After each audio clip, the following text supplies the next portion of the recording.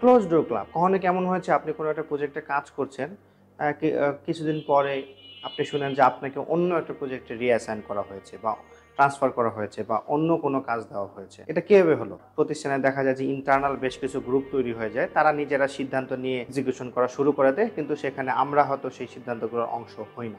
এই গ্রুপগুলোকে বলা হয় দ্য ক্লোজ ডোর ক্লাব। আমরা কি করতে পারি এই পরিস্থিতিতে? প্রজেক্টের আপডেটস জানতে চাইতে কোনো হেজিটেশন করা যাবে না। প্রতিনিয়ত আমাদের কাজের প্রোগ্রেস আমাদের সুপারভাইজারকে আমরা জানাতে পারি যে আমি এতটুকু কাজ করেছি, এতটুকু অর্জন আমার হয়েছে, বা আমি কাজের এই পর্যায়ে আছি। আপনি যদি খোঁজ পান যে আপনার প্রজেক্টই একটা আলাদা একটা গ্রুপ হয়ে গিয়েছে বা ক্লোজ ডোর ক্লাব হয়ে গিয়েছে, কিন্তু আপনি সেটার অংশ না, আপনি খোঁজ পেয়েছেন যে এরকম একটা হোয়াটসঅ্যাপ গ্রুপ আছে বা নিজেদের একটা ইন্টারনাল গ্রুপ আছে, আপনি নিজেই বলতে পারেন আমাকে কি গ্রুপে অ্যাড করা যায়? নিজে থেকেই অ্যাটাচড হতে চাওয়া যায়। আচ্ছা ঠিক আছে, কোনো কারণে হয়তো আমি লুপের বাইরে ছিলাম, এখন আমি লুপের অংশ হতে চাই। যদি প্রজেক্টে কোনো পরিবর্তন হয়ে থাকে, অবশ্যই আমাদের সরাসরি জিজ্ঞেস করা উচিত, বা আমার দায়িত্বে কোনো পরিবর্তন এসেছে কিনা সরাসরি জিজ্ঞাসা করা উচিত।